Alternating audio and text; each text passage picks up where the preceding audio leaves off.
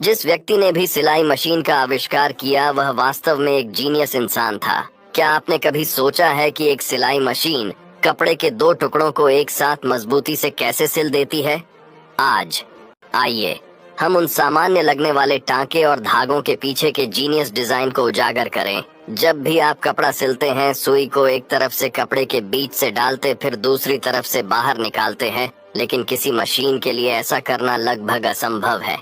इसलिए यदि आप सिलाई मशीन का आविष्कार करना चाहते हैं, पहला कदम सिलाई का एक बिल्कुल नया तरीका सामने लाना पड़ेगा। कपड़े में सुई डालते समय यह सबसे पहले कपड़े के नीचे प्रवेश करेगा, लेकिन जब आप इसे बाहर निकालते हैं तो धागा भी खींच लिया जाएगा।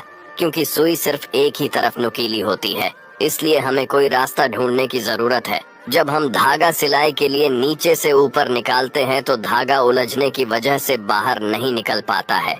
इसलिए जीनियस इन्वेंटर एक समाधान लेकर आए। सुई कपड़े से होकर गुजरती है और सुई के धागे को सुई के छेद से नीचे ले जाती है।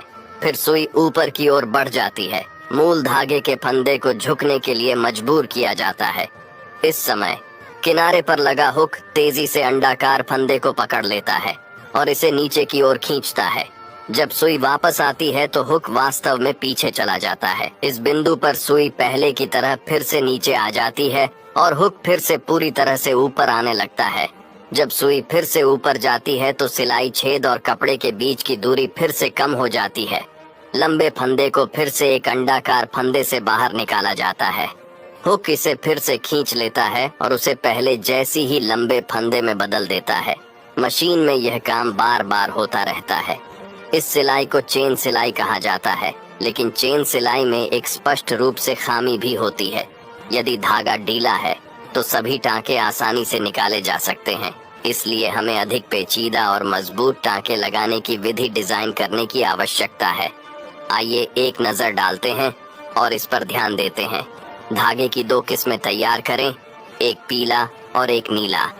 धागा कपड़े के माध्यम से पूरी तरह नीचे चला जाता है। दूसरे धागे को ऊपरी धागे के फंदे से पूरी तरह गुजारें, फिर सुई को पीछे खींचें और अतिरिक्त धागा खींच लें।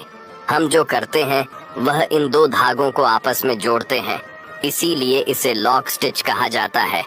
हालांकि अधिकांश आधुनिक सिलाई मशीनें आगे पीछे चलने वाले शटल के बजाय बॉबिन पर काम करती हैं। घूमने वाला खांचा हुक के अंदर स्थित होता है। आइए देखें कि यह कैसे काम करता है। बॉबिन ऊपरी धागे को खींचती है और सबसे निचले बिंदु तक जाती है। फिर यह थोड़ा पलट जाता है। फिर यहीं पर एक छोटी सी गांठ बनेगी। जब रोटरी हुक घूमता है तो छोटे फंदे को रोटरी हुक द्वारा पकड़ लिया जाता है और ऊपरी धागे को बोबिन के चारों ओर पूरी तरह से खींच लिया जाता है। फिर सुई फिर से बाहर निकलती है और अतिरिक्त धागा खींच लेती है, जिससे एक और फंदा बनता है। लेकिन पूरी प्रक्रिया में अभी भी एक महत्वपूर्ण चीज गायब है। प्रत्येक सिलाई सिलने के बाद कपड़े को कैसे हिलाएं? शुरुआती सिलाई मशीनों में प्रत्येक सिलाई के बाद कपड़े को हाथ से हिलाया जाता था। ये स्पष्ट रूप से धीमा था और टांके असमान दूरी पर थे। बहुत से लोगों ने कुछ डिजाइन आजमाए, लेकिन सबसे सफल आविष्कार विल्सन का था। उनका आइडिया कपड़े के कोने को दबाने के लिए धातु के एक छोटे टुकड़े का उपयोग करना था। जब सुई कपड़े में न हो तो खांचे के साथ धातु का एक छोटा टुकड़ा नीचे से ऊपर धकेला जाएगा। ये कपड़े को पकड़ता है और फिर 1 इंच पीछे ले जाता है। अब कपड़े को आगे धकेले जहां अगली सिलाई होने वाली है। इस डिजाइन का उपयोग आज लगभग सभी सिलाई मशीनों में किया जाता है।